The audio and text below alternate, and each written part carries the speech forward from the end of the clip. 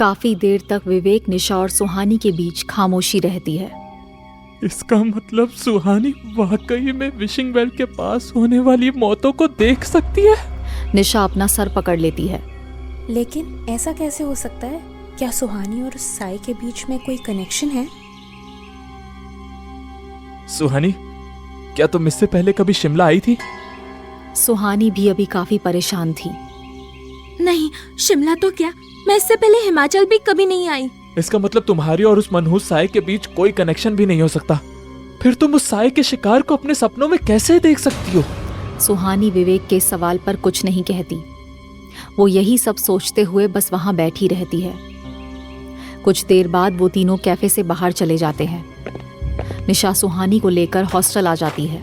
सुहानी, तू आराम कर, मुझे कुछ जरूरी काम से कॉलेज जाना है। मैं भी तेरे साथ चलती हूँ। नहीं, आज तू आराम कर, वैसे भी पूरी रात लॉकअप में तू सो भी नहीं पाई होगी। सुहानी निशा की बात मान जाती है। वो भी इस वक्त काफी थकी हुई थी। कल सुबह से उसके साथ इतना कुछ हो गया था कि स्ट्रेस की वजह से उसके सर में तेज दर्द हो रहा था। निशा सुहानी को हॉस्टल में ही छोड़कर कॉलेज चली जाती है। निशा के जाने के बाद सुहानी अपने बेड पर लेट जाती है और ऊपर चल रहे पंखे को देखने लगती है। सुहानी कल रात ठीक से नहीं सो पाई थी, फिर भी उसकी आंखों से नींद गायब थी। बेड पर लेटे हुए सुहानी युवराज के बारे में सोच रही थी। आखिर युवराज सर चाहते क्या हैं? उन्हीं की वजह से कल मैं लॉकअप में थी और वही मेरे लिए लॉकअप में भी आ गए। मुझे खाना भी खिलाया और मेरे लिए पूरी रात वहाँ रुके। वो इतने कॉम्प्लिकेटेड क्यों हैं? यही सब सोचते सोचते सुहानी की आंख लग जाती है।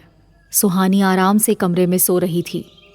कुछ देर बाद उस कमरे में कांच टूटने की आवाज सुनाई देती है और सुहानी की नींद टूट जाती है। वो उठकर बैठती है और अपने आसपास देखने लगती है। सुहानी की नज़र कमरे की खिड़की पर जाती है। वो देखती है कि खिड़की का कांच टूटा हुआ था। उसे देखकर साफ समझ आ रहा था कि वो कांच किसी पत्थर के मारने से टूटा है। सुहानी अपने बेड से नीचे उतरकर कुछ ढूंढने लगती है। वो देखती है कि नीचे एक पत्थर पड़ा था जिस पर कागज लिपटा हुआ था। सुहानी उस पत्थर को उठाकर उस पर लिपटा कागज निकालकर उसे देखने लगती है। उस कागज में एक मैसेज लिखा हुआ था। आज दोपहर 2 बजे मुझसे शहर के बाहर एनर्जी पार्क में मिलो, रोहित। सुहानी अपनी खिड़की के पास जाकर बाहर की तरफ देखती है, लेकिन उसे बाहर कोई नहीं दिखता। सुहानी समझ जाती है कि ये मैसेज रोहित ने उसके लिए भेजा है। विवेक ने तो कहा था कि रोहित सुबह ही अपने घर चला गया, तो फिर ये क्या है? शायद मुझे वहाँ जाना चाहिए। सुहानी रेडी होने के लिए चली जाती है। इधर युवराज पुलिस स्टेशन से सीधे अपने घर आ जाता है। अपनी कार पार्क करके युवराज गुस्से में अपने घर के अंदर जाता है। अंदर आकर युवराज अपने एक सर्वेंट के पास जाता है। डैड कहाँ है? वो सर्वेंट युवराज को इस तरह गुस्से में देखकर डर जाता है। युवराज बाबा, बड़े साहब अपने स्टडी रूम में है। युवराज गुस्से में स्टडी रूम की तरफ बढ़ जाता है। जब वो स्टडी रूम के अंदर आता है तो देखता है कि मिस्टर यशवंत दीवान और पद्मिनी सिंघानिया काउच पर बैठे कुछ डिस्कस कर रहे थे। उन दोनों को एक साथ देखकर युवराज का गुस्सा और भी बढ़ जाता है। मुझे आपसे कुछ जरूरी बात करनी है। हाँ बेटा, बोलो। युवराज उसी गुस्से से पद्मिनी को देखता है। मुझे आपसे अकेले में बात करनी है। युवराज, ये क्या तरीका है बात करने का? शायद आपने मेरी बात ठीक से सुनी नहीं। मुझे इसी वक्त आपसे बात करनी है, वो भी अकेले में। मिस्टर यशवंत दीवान आगे कुछ कहने ही वाले होते हैं, तभी इट्स ओके मिस्टर दीवान, मैं चलती हूँ, आप बात कर लीजिए। पद्मिनी युवराज को एक नज़र देखकर वहां से जाने लगती है, लेकिन युवराज गुस्से में पद्मिनी से नजरें फेर लेता है। इधर मिस्टर दीवान भी खुद को शांत करते हैं। क्या बात है युवराज, तुम परेशान लग रहे हो? क्या हो रहा है शहर में? क्या हो रहा है मतलब?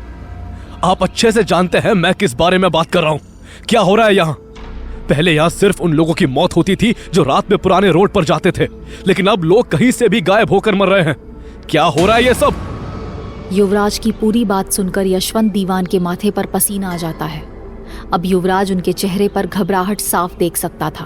बेटा, मेरा भरोसा करो, मुझे इस बारे में कुछ भी नहीं पता है। युवराज उनकी आंखों में नाराजगी के साथ देखता है। भरोसा और आप पर? आप मुझसे भरोसे की उम्मीद कर भी कैसे सकते हैं? यहाँ जो भी हो रहा है उसकी वजह सिर्फ आप है। युवराज की ऐसी कड़वी बातें सुनकर मिस्टर दीवान की आंखें नम हो जाती हैं। नहीं बेटा, मैंने ये सब कुछ जानबूझकर नहीं किया। मैं तुम्हें कैसे समझाऊं कि ये सब कैसे हो गया। युवराज समझ जाता है कि उसे यहाँ अपने सवालों का जवाब नहीं मिलने वाला।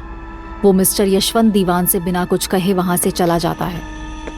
युवराज के जाने के बाद मिस्टर दीवान सोफे पर बैठ जाते हैं। मैंने अपने बच्चे के साथ ये क्या कर दिया। युवराज अब अपने कमरे में चला जाता है।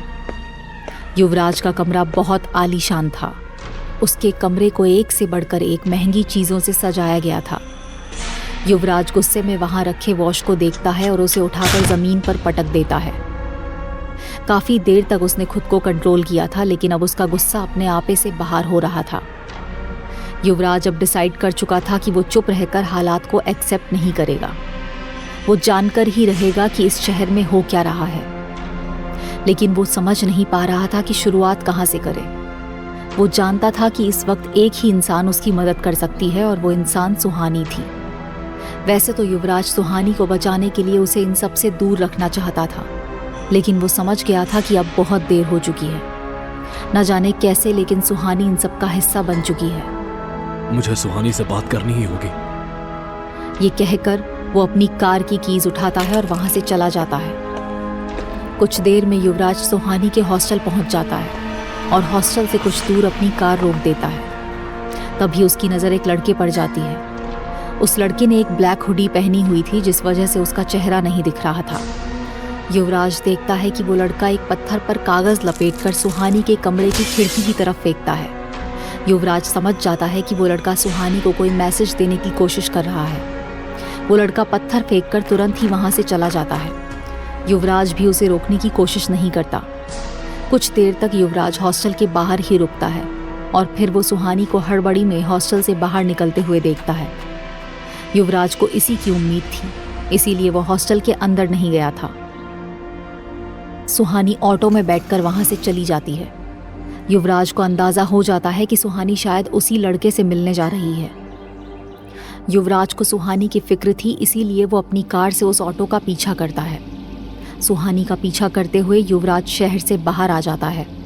थोड़ी देर बाद वो ऑटो एनर्जी पार्क के सामने रुक जाता है। सुहानी ऑटो से निकलकर पार्क के अंदर चली जाती है। युवराज भी सुहानी की नज़र में आए बिना उसके पीछे पार्क के अंदर जाता है। दोपहर का वक्त था, इसीलिए पार्क में बहुत कम लोग थे। सुहानी पार्क में फाउंटेन के पास जाकर खड़ी रोहित का इंतजार कर रही थी।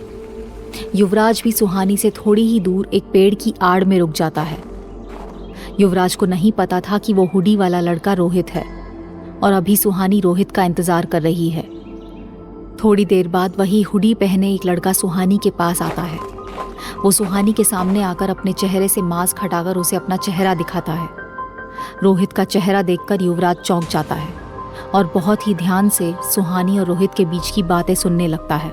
रोहित, तुम कहाँ चले गए थे? तुम्हें पता है कल से मेरे साथ क्या हो रहा है? मुझे पुलिस अरेस्ट करके ले गई थी। मुझे तुम्हारी गवाही की जरूरत है। सुहानी एक ही सांस में बहुत कुछ बोल देती है। सुहानी, मैं ये सब जानता हूँ, लेकिन तुम अभी मेरी बात सुनो। मेरे पास ज्यादा वक्त नहीं है। शिमला में मेरे ऊपर जानलेवा हमला हुआ है। यहाँ मेरी जान को खतरा है। मुझे अब अंडरग्राउंड होना होगा। क्या तुम पर हमला हुआ था? लेकिन क्यों और किसने किया? मुझे मिस्टर यशवंत दीवान से खतरा है। रोहित की ये बात सुनकर युवराज चौंक जाता है। डैड से रोहित को क्यों खतरा है? आखिर हो क्या रहा है यहाँ? रोहित के इस जवाब से सुहानी भी हैरानी में पड़ जाती है। रोहित, तुम क्या कह रहे हो? मुझे कुछ भी समझ में नहीं आ रहा है। तुम्हें यशवंत दीवान से खतरा है, लेकिन क्यों? सुहानी, मेरी बात ध्यान से सुनो। पिछले कुछ महीनों से इंडिया के कई शहरों के लोग गायब हो रहे हैं। मैंने जब इसका इन्वेस्टिगेशन किया तो मुझे सारे लिंक्स शिमला से जुड़े नजर आए। तभी मैं यहाँ इन्वेस्टिगेशन के लिए आया था। यहाँ आकर मुझे पता चला कि इन किडनैपिंग के पीछे मिस्टर यशवंत दीवान का हाथ है। सुहानी और युवराज ये सुनकर हक्के बक्के रह जाते हैं। युवराज की तो जैसे पैरों तले जमीन ही खिसक जाती है। उसे यकीन नहीं हो रहा था कि उसके डैड कुछ ऐसा कर सकते हैं। युवराज का मन कर रहा था कि वो रोहित के पास जाकर खुद उससे सब पूछे, लेकिन वो खुद को रोक लेता है। मिस्टर यशवंत दीवान, क्या तुम पूरे यकीन के साथ कह सकते हो कि इन सब के पीछे उन्हीं का हाथ है? हाँ सुहानी, मैं पूरे यकीन के साथ कह सकता हूँ। एक और बात, मिस्टर दीवान ये किडनैपिंग अपने लिए नहीं बल्कि किसी और के लिए कर रहे हैं। किसके लिए? युवराज भी यही जानना चाहता था। पता नहीं, लेकिन कोई तो है जिससे यशवंत दीवान डर रहे हैं। एक रात मैं सबसे छुपकर दीवान विला के अंदर गया था। तब मैंने यशवंत दीवान को किसी से बात करते हुए सुना था। वो कह रहे थे कि अगर उन्होंने अपना काम पूरा नहीं किया तो कोई है जो उन्हें नहीं छोड़ेगी। शायद उन्हें कोई धमकी दे रहा है। इतने पावरफुल इंसान को कौन धमकी दे सकता है? वैसे रोहित, तुम्हारे इंफॉर्मेशन के हिसाब से मिस्टर दीवान ने कितने लोगों की किडनैपिंग की है? 900 से भी ज्यादा लोग। ये सुनकर सुहानी शॉक्ड रह जाती है, लेकिन कोई और भी था जो सुहानी से ज्यादा हैरान था, और वो युवराज था। इसका मतलब मेरा शक सही था। क्या सच में लोगों के गायब होने के पीछे यशवंत दीवान का हाथ है? क्या रोहित और सुहानी मिलकर सच का पता लगा पाएंगे? जानने के लिए सुनते रहिए ये कहानी सिर्फ पॉकेट FM पर। आया अकर्स्ड लव स्टोरी के सारे एपिसोड्स को सुनने के लिए डिस्क्रिप्शन में दी लिंक से डाउनलोड करें पॉकेट FM ऐप।